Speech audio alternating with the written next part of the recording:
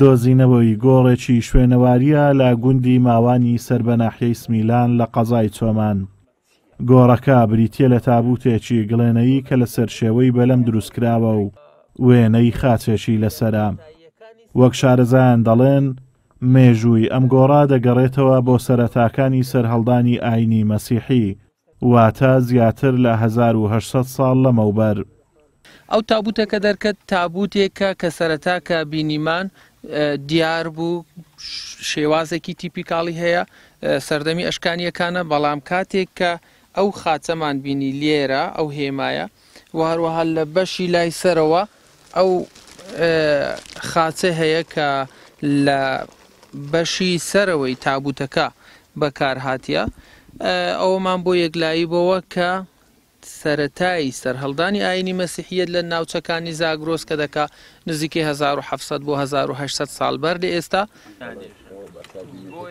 تیمەکانی شوێنەوارناسی سەرقاڵی کنەوپشکنینن لە ناو تابوتەکە و بەشەکانی گۆڕەکە کە پێیان وایە دوای ئەم مێژووە درێژە ئێسک و پرووسچی تیادا ماوە. پەیکەرەکەمان بە شێوەیەکی پەرش و بڵاو هەیە، یعنی ئەوە نییە بە تەواوی بەسەریەکەوە بوو بێ. ئەگەر ببینن هەر یەکی تقریبا پارچەکانی تۆزێ ور بوون زیاد لە پێویست وەک خۆی نەماوە تۆزێک بۆن ئێسکی بڕبڕەمان هەیە کەوتۆتە بەشی لایلاخی، ینی شوێنەکان تۆزێ جێگەڕکە پێکراوە. دەکرێت ئەمەش کاریگەری کەشەوەی بە ناوچەکەی بەسەرەوە بوو بێ. بوو ئەمە ئەو گۆڕە دیتەوە.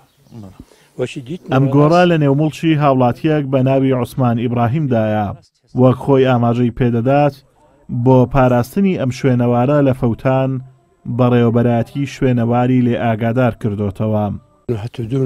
بوو ئەمە ویستن خانشی لۆ ئاژە دروستکەی گەیە ئەو گۆڕێ چگەیە ئەو گۆڕێ ئەو گۆڕەکە دیچن هێسک و ئەوەی تێدامە ئەمەش ڕاست دان پۆشیەوە و هەستان بەرد و ئەو شتەنیا دیوارەکەن لەبەر کرد پاراستن شوێنەوارە گوتن حکوومەت بێ بپارێ بکەتەوە حکوومەت لێ بکۆرت و باشترەکە کەسێک بێ هیچ نزانی چی لێ ئەوە لە مێژوو ئەنووسێ ڕۆژێک دادێ لە مۆزەخانە کەسێک ئەبینن.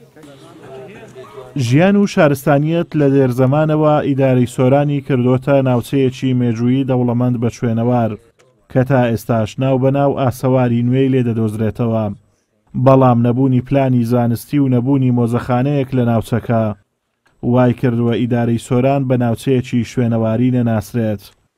هەر بەو هۆیەوە دەوڵەمەندی بەسەر چاوە مێژوویەکان نەبووەتە هۆکارێک بۆ ئەوەی سۆران وەک ناوچەیەکی گەشتیاری شوێنەواری بناسرێت.